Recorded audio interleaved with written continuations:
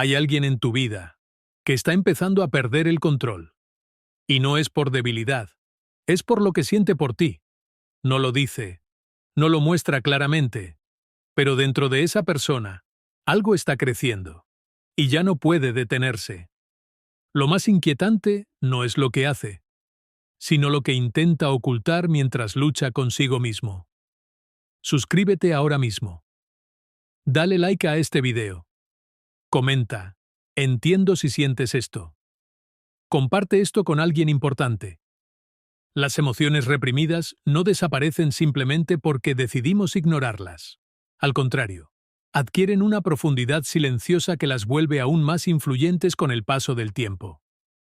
En la superficie, una persona puede parecer tranquila, equilibrada, incluso indiferente.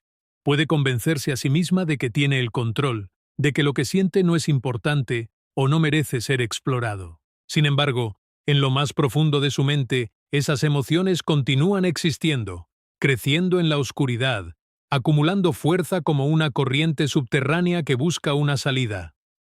Reprimir un sentimiento no lo destruye, solo lo desplaza. Lo empuja hacia una zona donde la conciencia ya no lo observa directamente, pero donde sigue actuando de manera indirecta.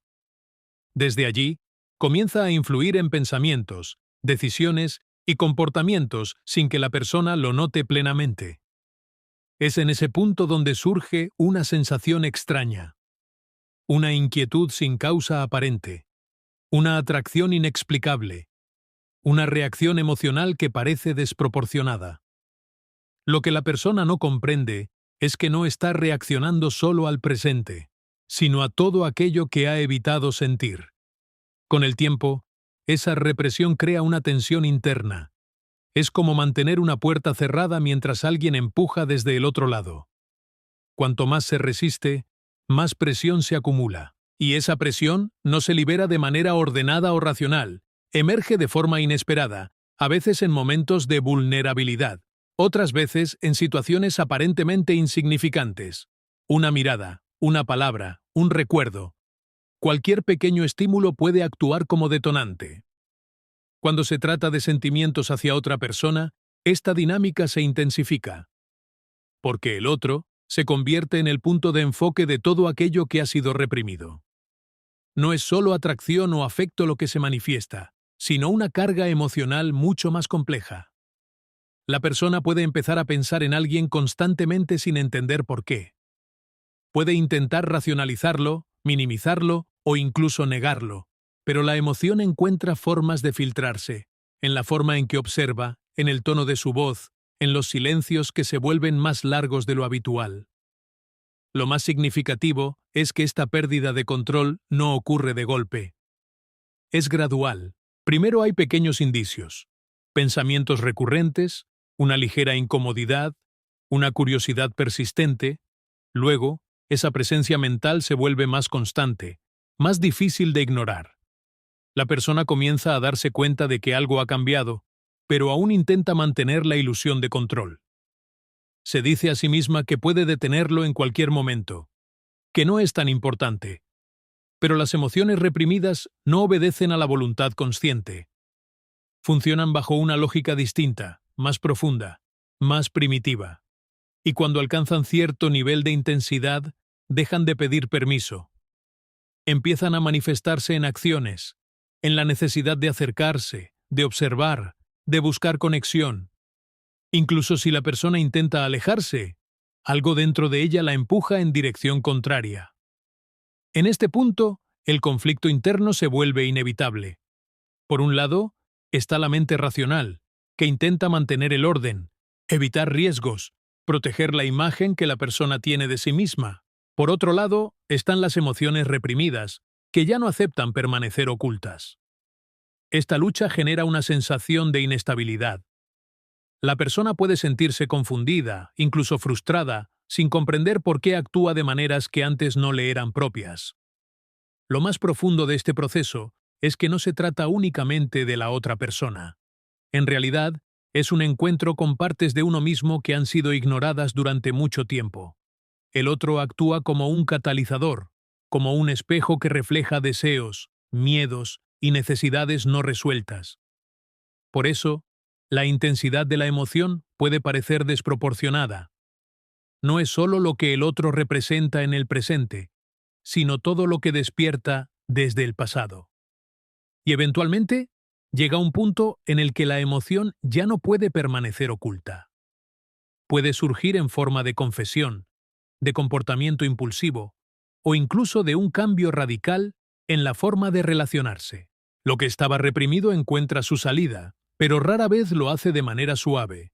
Suele ser abrupto, cargado de intensidad, difícil de controlar. Así, lo que comenzó como un intento de evitar sentir termina convirtiéndose en una experiencia que domina completamente a la persona. Porque aquello que no se enfrenta en silencio, tarde o temprano, exige ser escuchado. El apego emocional rara vez comienza con una declaración clara o un momento evidente. Más bien, se forma en silencio, casi imperceptiblemente, como una semilla que crece bajo la tierra antes de que alguien note su existencia. Al principio, la persona no reconoce lo que está ocurriendo. Puede interpretar sus pensamientos como simples coincidencias, su interés como algo pasajero, su atención como una reacción normal. Sin embargo, en lo más profundo, algo empieza a organizarse, a tomar forma, a construir una conexión que no depende de la lógica, sino de la repetición y la carga emocional que se acumula con cada interacción, por pequeña que sea. Todo comienza con detalles sutiles. Una conversación que permanece más tiempo en la mente de lo habitual. Un recuerdo que aparece sin ser llamado. Una ligera anticipación antes de ver o escuchar a esa persona. Nada de esto parece significativo por sí solo, pero juntos crean un patrón. Y ese patrón, con el tiempo, se convierte en una presencia constante. La mente empieza a reservar espacio para alguien sin darse cuenta, como si esa persona comenzara a habitar en un lugar interno que antes estaba vacío o no había sido explorado. Lo más interesante de este proceso es que no requiere una cercanía constante ni una relación definida. El apego puede crecer incluso en la distancia, alimentado por la imaginación, por lo que se proyecta, por lo que se interpreta más allá de los hechos. De hecho, en muchos casos, es precisamente la falta de claridad lo que intensifica el apego. La mente intenta llenar los vacíos, construir significados, anticipar posibilidades, y en ese intento crea una versión de la conexión que puede ser incluso más fuerte que la realidad misma. A medida que este apego crece, la persona comienza a reorganizar su mundo emocional sin darse cuenta. Sus estados de ánimo empiezan a verse influenciados por la presencia o ausencia del otro. Un mensaje, una mirada, o incluso un silencio pueden tener un impacto desproporcionado, pero en lugar de reconocerlo como apego, la persona suele justificarlo de otras maneras. Se dice que es coincidencia, que simplemente está más sensible, o que no tiene importancia. Sin embargo, esa negación no detiene el proceso. Solo lo vuelve más profundo y menos consciente. El apego silencioso también tiene una cualidad acumulativa. No se construye en grandes momentos, sino en la repetición de pequeñas experiencias. Cada interacción añade una capa más. Cada pensamiento recurrente refuerza la conexión.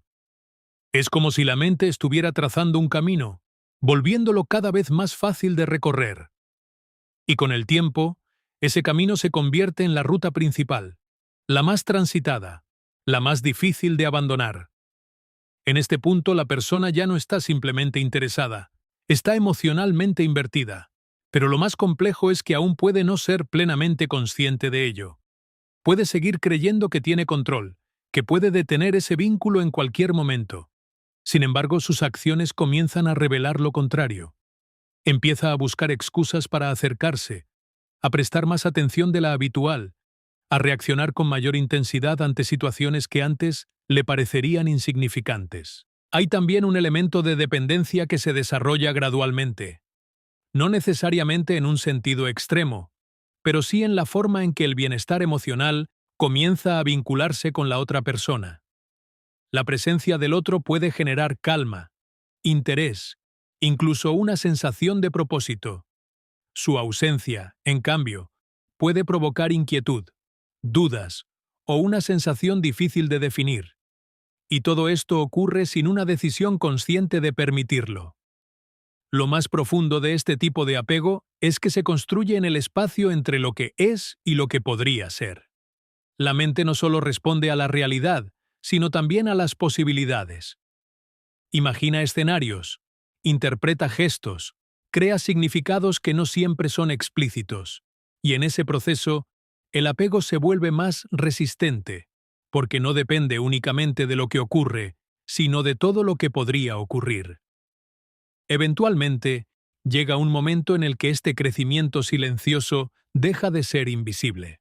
La persona comienza a notar cambios en sí misma. Puede sentir que piensa demasiado en alguien, que sus emociones ya no son tan estables, que hay una especie de gravedad que la atrae constantemente hacia esa persona. Y aunque intente ignorarlo, ya es evidente que algo ha cambiado de manera significativa. Sin embargo, lo más revelador es que este apego no surge solo por el otro, sino por lo que el otro representa internamente. Es una conexión que se forma tanto afuera como dentro. Y cuando finalmente se hace visible, no aparece como algo nuevo, sino como algo que ha estado creciendo durante mucho tiempo, esperando el momento en que ya no pueda seguir oculto. La pérdida de control emocional casi nunca es un fenómeno visible en sus primeras etapas. De hecho, su verdadera naturaleza es profundamente interna, silenciosa y, en muchos casos, imperceptible incluso para quien la experimenta. Desde el exterior, todo puede parecer intacto. La persona mantiene su rutina, su forma de hablar, su comportamiento habitual. No hay señales claras de caos, ni expresiones evidentes de desbordamiento. Pero en su mundo interno, algo empieza a desorganizarse lentamente. Todo comienza con una leve alteración en el equilibrio emocional. Pensamientos que antes eran pasajeros ahora se vuelven persistentes. Sensaciones que antes se disolvían con facilidad comienzan a quedarse más tiempo del esperado. La mente intenta procesarlo, darle sentido, mantener el orden, pero hay algo que no encaja del todo. Es como si una emoción específica comenzara a ocupar más espacio del que debería, desplazando otras prioridades sin anunciar su intención. La persona, en esta fase, aún cree tener el control. Se dice a sí misma que todo está bajo dominio, que puede manejar lo que siente, que no hay motivo de preocupación. Y en cierto nivel, esto es cierto. Externamente, nada ha cambiado de forma radical. Pero internamente, la intensidad emocional está aumentando, y lo hace sin pedir permiso. Lo más complejo es que este incremento no siempre es lineal.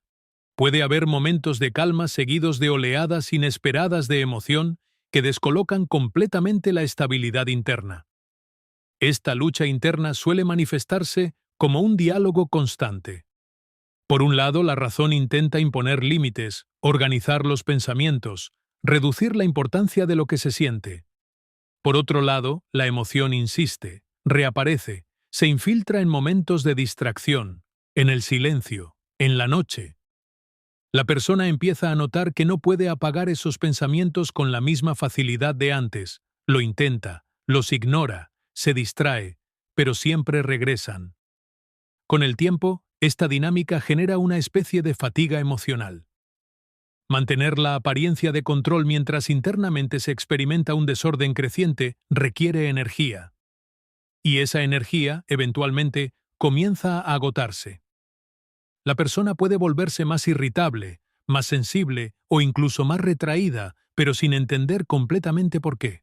Desde fuera, estos cambios pueden parecer leves o pasajeros, pero son indicios de una tensión interna mucho más profunda. Lo más revelador de esta fase es que la pérdida de control no se manifiesta primero en acciones, sino en la incapacidad de regular lo que se siente. La persona puede seguir comportándose de manera adecuada, puede evitar mostrar sus emociones, puede incluso convencer a otros de que todo está bien. Pero internamente, ya no decide cuándo sentir ni con qué intensidad hacerlo. Las emociones comienzan a surgir por sí solas, sin seguir la lógica habitual. Hay momentos en los que esta falta de control se hace más evidente, aunque aún no sea visible para los demás. Puede ser en un instante de soledad, donde la persona se da cuenta de que no puede dejar de pensar en alguien. Puede ser en una reacción emocional que aparece de forma más intensa de lo esperado. O incluso en una sensación persistente que no logra explicar ni disipar. Es en esos momentos donde surge una leve conciencia de que algo ha cambiado. Sin embargo, en lugar de aceptar esta pérdida de control, muchas personas intentan reforzar aún más su dominio. Se vuelven más racionales, más analíticas, más estrictas consigo mismas. Intentan imponer orden donde ya no lo hay. Pero este intento, en lugar de resolver el conflicto, suele intensificarlo. Porque cuanto más se intenta reprimir o controlar una emoción que ya ha ganado fuerza, más resistencia genera internamente. Este proceso crea una división interna. La persona ya no actúa desde un estado unificado, sino desde dos fuerzas opuestas, una que busca estabilidad y otra que empuja hacia la expresión emocional. Y esta división es lo que marca el verdadero inicio de la pérdida de control. No es un estallido, no es un momento dramático, es una fragmentación silenciosa que va creciendo con el tiempo. Eventualmente, esta tensión interna busca una salida. Y aunque al principio esa salida puede ser sutil, como cambios en el comportamiento o en la forma de relacionarse, es inevitable que en algún punto se vuelva más evidente. Pero cuando eso ocurre, lo que los demás ven es solo la superficie de un proceso que lleva tiempo desarrollándose en silencio. Así, la pérdida de control emocional no comienza cuando alguien actúa de manera impulsiva o intensa. Comienza mucho antes, en el momento en que deja de tener autoridad sobre lo que siente en su propio interior. Es un proceso invisible, progresivo y profundamente humano, donde la batalla más importante no ocurre en el mundo externo, sino en el espacio íntimo de la propia mente. La proyección psicológica es uno de los procesos más sutiles y al mismo tiempo más poderosos dentro de la experiencia humana. Ocurre cuando una persona, sin darse cuenta, comienza a ver en otra cualidades, emociones o significados que en realidad pertenecen a su propio mundo interno. No es un acto consciente ni deliberado, es un mecanismo que surge de forma automática cuando ciertos aspectos de la propia psique no han sido plenamente reconocidos o comprendidos. En el contexto de una conexión emocional intensa, este fenómeno se vuelve aún más evidente. La otra persona deja de ser percibida únicamente por lo que es, y comienza a convertirse en un lienzo sobre el cual se proyectan deseos, miedos, expectativas y partes ocultas de uno mismo. Es como si la mente utilizara al otro para expresar lo que no ha podido integrar internamente. Y en ese proceso, la percepción se transforma. Al principio, esta proyección puede parecer positiva. La persona puede idealizar al otro, verlo como alguien especial, único, casi perfecto en ciertos aspectos. Puede atribuirle cualidades que no han sido completamente confirmadas por la realidad, pero que encajan perfectamente con lo que internamente necesita o anhela. Esta idealización no surge de una observación objetiva, sino de una resonancia interna. El otro no solo es quien es, sino también quien representa algo profundamente significativo. Sin embargo, la proyección no se limita a lo positivo.